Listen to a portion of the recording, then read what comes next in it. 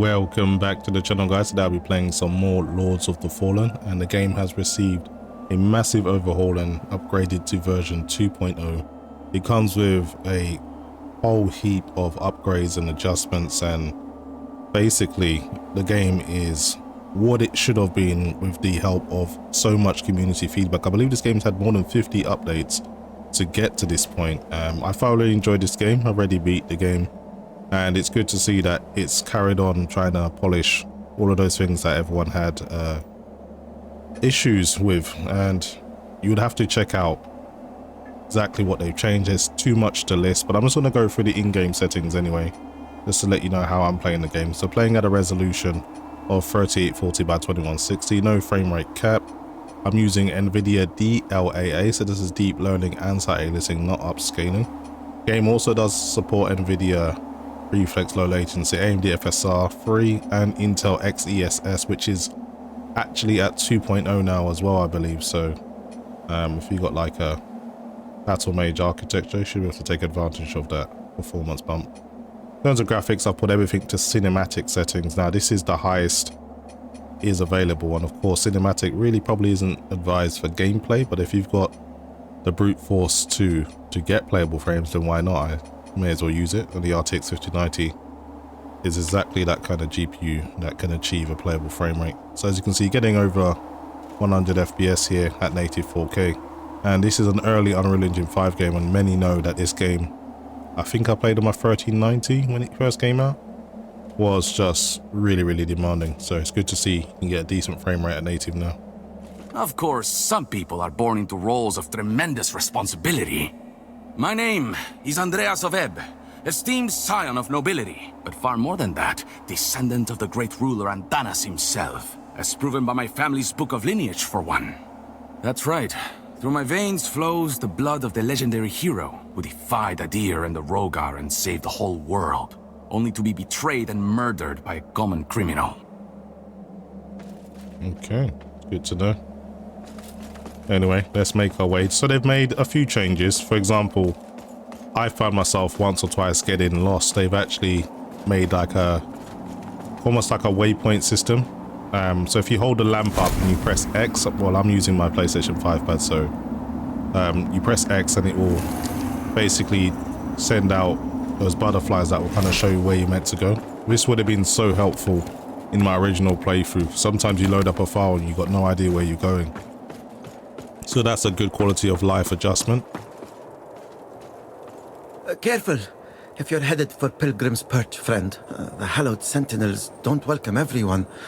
Not even a faithful pilgrim who's crossed countless miles of land and sea to join them. All I wanted was to serve the divine judge cleric, but they deemed me unworthy and chased me off. What's a poor, rejected disciple to do now, I ask you? I got no idea. I gave away most of what little I owned before I left Perdam. But if you've got some traveling of your own to do, then here, take this. I know it doesn't look like much, but it's been a dependable companion to me. Okay, thanks for the free stuff.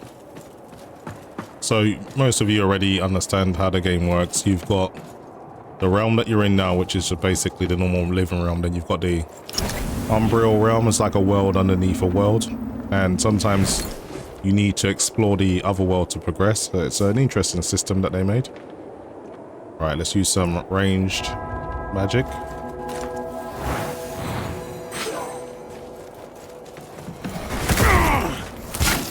Whoa, I didn't even see this guy here.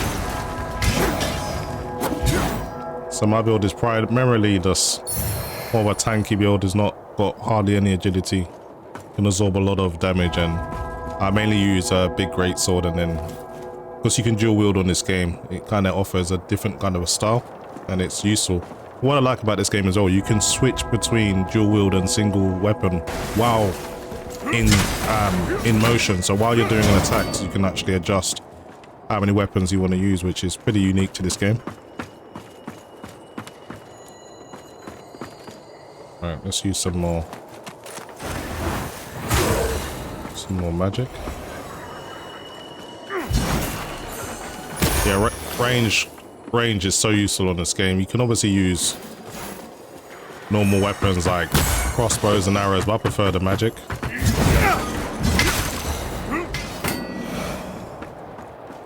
So being this my new game plus, I'm pretty overpowered, so should be able to get through this fairly quickly and safely. Now, I haven't been ignoring the frame spikes I've been seeing. So this is an Unreal Engine 5 game. Unfortunately, there's still more caching to be done, but the more you play it, the smoother it plays. So there's that. And I've just changed drivers, so this is like a fresh way with no cached shaders, apart from the shader cycle it does at the start.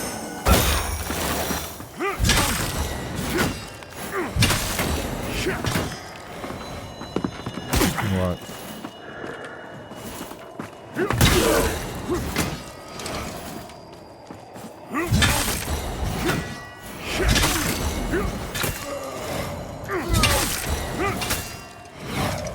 These guys are nothing to me. There was someone up on doing range attacks. Where are they? There they are. This is when having magic comes in handy. So you can get rid of those pesky range attacks.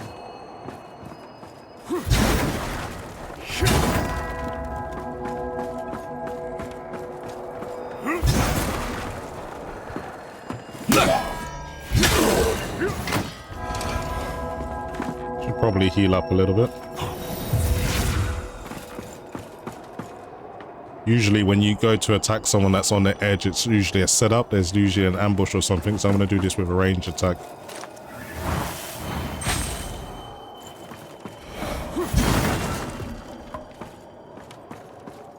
Anyway, I'm going to stick to the main path.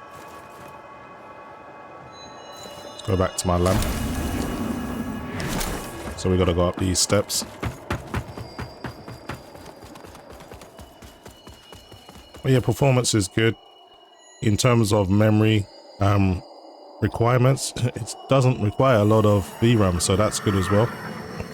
And in my opinion, it's a good looking game.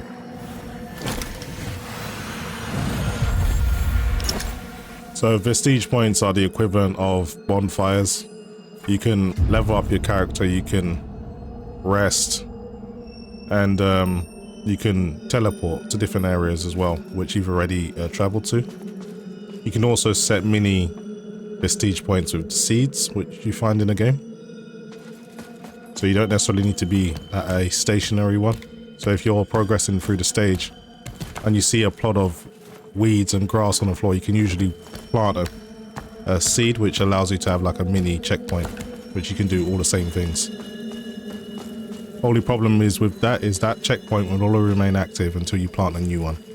So you got to use it wisely.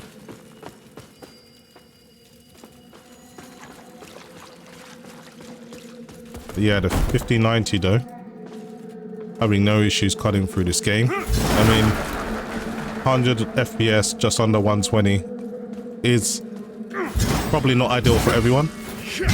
If you got like a really high refresh rate monitor, but for me, this is fine.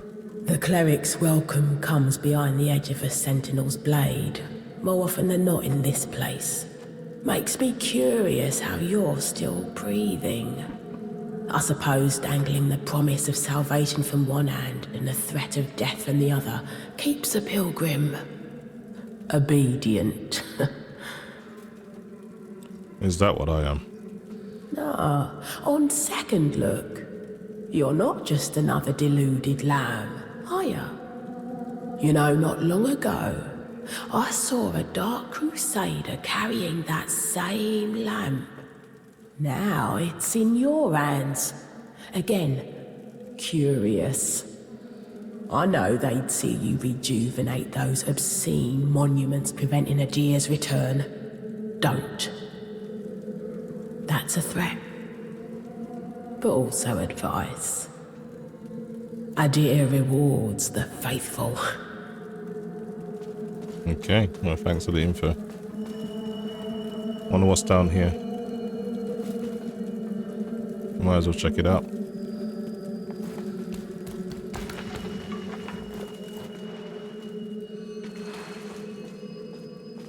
think there's like a boss down here actually, if I remember correctly. And just take out these guys. They'll get in the way. And she uses them to rejuvenate herself, if I remember correctly, so use some range combat.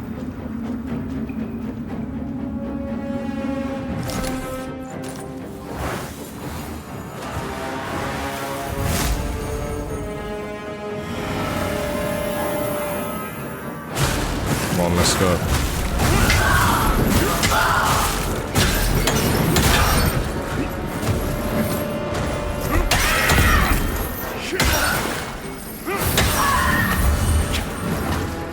Easy work.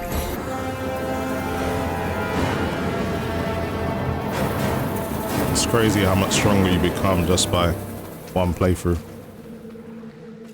Although I did spend loads of hours grinding just to get strong, so maybe I'm stronger than your average single playthrough.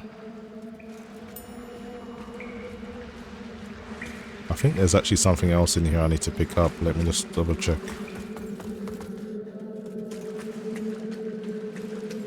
Yeah, it's best you get rewarded in these types of games, so looking around.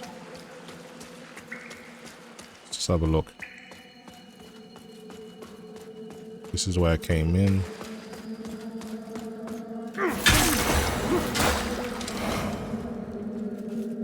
Doesn't seem like there's anything left. Oh, there is something actually. Is the bloody aspergillum. Don't even know what that is. Some kind of weird weapon, but I like the weapons I've got, so I won't be making any changes.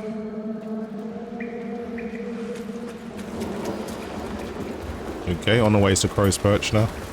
Not Crow's Perch, I think it's Pilgrim's Perch. I'm thinking of The Witcher 3. Oh man.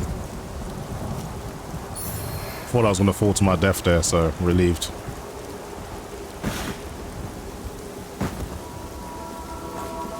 You can see the rain doesn't really have too much of an effect on performance. You're still going to hold between mid-90s and 100 FPS while out of combat at least.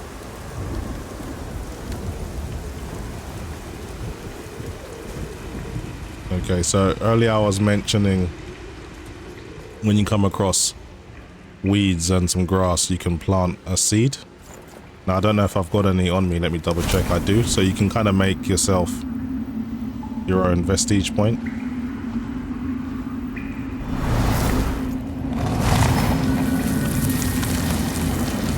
So providing you got yourself a seed, so now I can make this my checkpoint and I can heal up if I need to.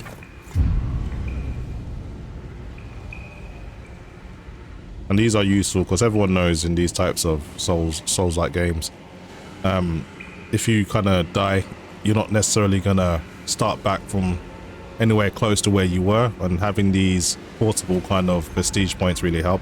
I did buy this key off this gentleman, so I think I can get in here. Yeah, this is what comes in useful. Costs a lot of money though, 18,000.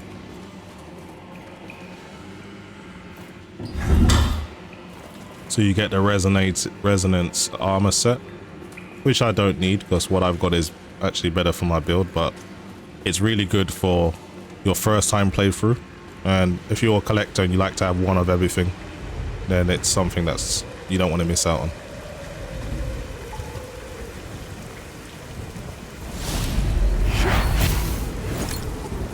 Okay, this will lead you to like a pretty strong enemy. Is there someone doing range attacks on me? There is. I've got to get back just to make sure I can. Yeah. Oh, come on. Yeah, that works out. I hate these enemies that just keep sniping you from range. These guys, it's better to soul flay them. And they pretty much just run off and fall down most of the time.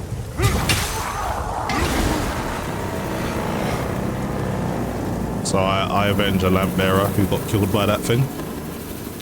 You get extra experience, well, I wouldn't say experience points, it's called will on this game, I think it is. I haven't played it for so long, I've forgotten the names of everything. Let's climb up.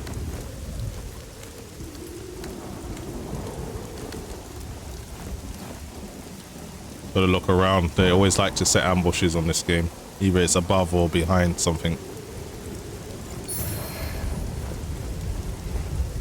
Make sure we're going the right way. We gotta go above. So we're just gonna make our way up. So this is what I mean about the Umbral realm. So what I've got to do is switch to the Umbral realm now so I can proceed.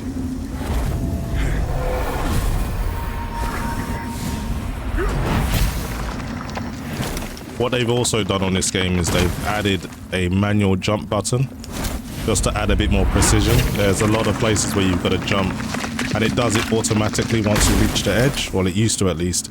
And sometimes it could kind of mess up or go a bit wonky and you'd fall to your death, and it was pretty tedious for a lot of people, especially when you were trying to escape something. Now they've added a manual jump button so it's a lot more precise. So that's like another quality of life improvement. Oh, I really took that guy out with one hit. I wasn't expecting that. So you can return back to the normal realm now.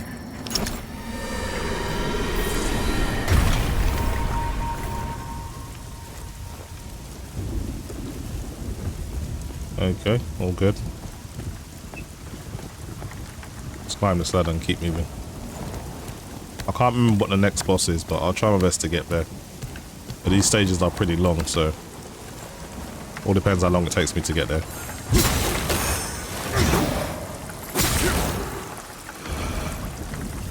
Alright, let's take these guys out from range. So when someone's health bar is white, it means they're protected by like something in the Umbral realm. So what you got to do is essentially soul flate and pull it out of it. Pull the spirit it's got protecting it out of it, and then you can attack it. I want to take out these guys from range first. Okay, let's go.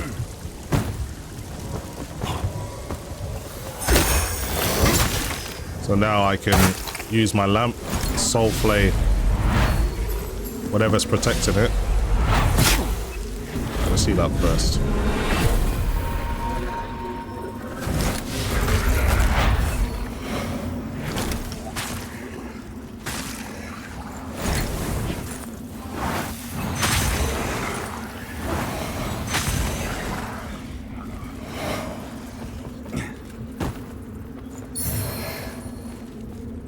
Okay, let's get out of here. Fortunately, you can't return to the normal realm unless you find an effigy, I think it is, or you find a prestige point. It's the only way you can return. You can't just go back anytime you want. The longer you stay in the Umbral realm, you kind of have these enemies keep frequently attacking you, and the longer you stay, eventually you'll have a really strong one that chases you down and tries to kill you. If you're strong enough, you can kill it, but it's pretty strong.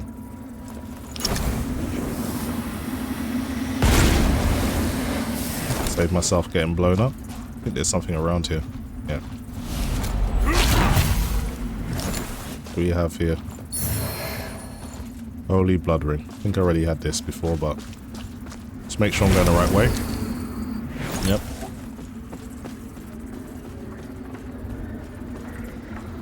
It's another strong enemy, but shouldn't be a problem for me.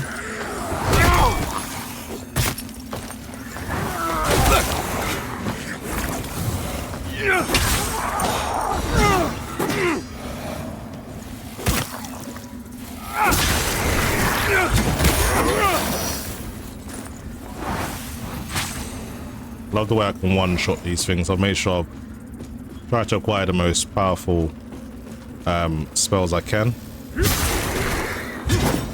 I've kind of got a radiance build, so anything that's kind of like holy magical is what I'm pretty good with.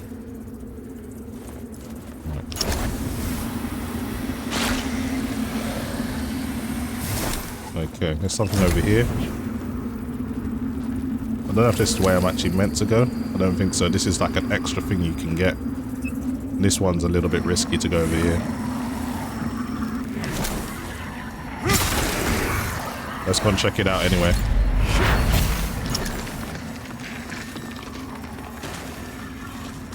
But this is where it's nice to have the manual jump button, so you know for a fact you're not going to mess that up.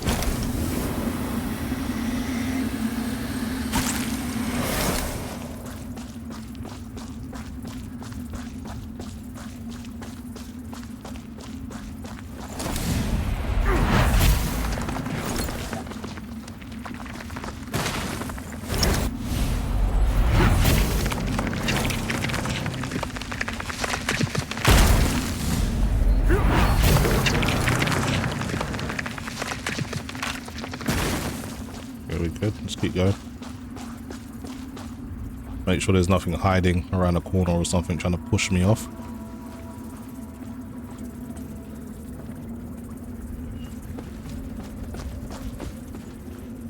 Use the ladder. This makes yourself a shortcut for next time.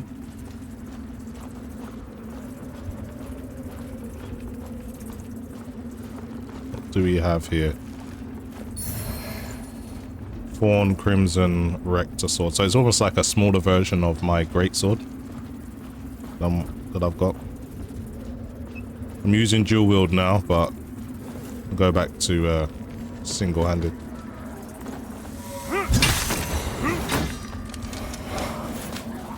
Yeah, this guy can cause people some problems. I'm just gonna... Wow, probably knock me down. And that's the end of him. I can enchant my weapon in Radiance as well.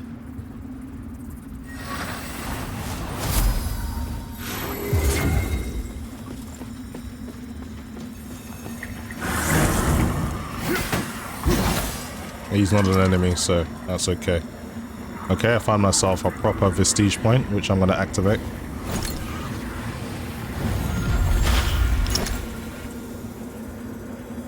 Just rest up. Enemies will respawn, of course, so I've got to take care of them. Let's speak to this guy here. Another lamp bearer. Aye, so it goes. Should you end up one of the few to earn a vestige, I'll tend to it, as I do, for whatever it's worth, and until I'm in the ground myself. The hallowed sentinels and Rogar will both show you horror enough, but nothing like what that lamp brings into view. And remember, you look into the shadows, might be the shadows look back. Mind yourself, lamp-bearer. Whether you took up that light willingly or not, you're on a treacherous path. And forever's never as long as you think. Always good to exhaust the dialogue on this game. Sometimes you need that before that specific person moves on sometimes. Okay, that key that I purchased has come in handy again. But it's good to go, it's best to go in the astral realm for this part. So there's something protecting these guys through here. I'm just going to absorb that. Now everyone's vulnerable.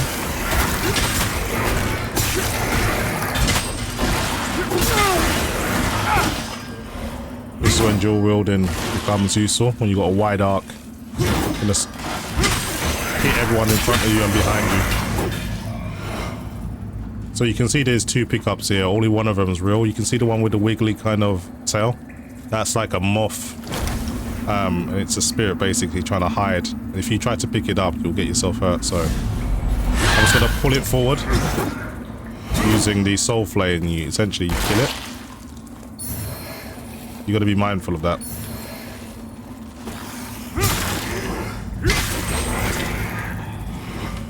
Alright, got some guys out here we need to take out.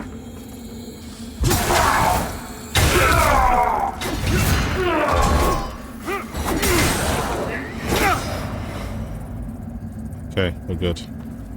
Anyway guys, that's pretty much it from me. Hopefully you've enjoyed the video, and as always, thanks for watching.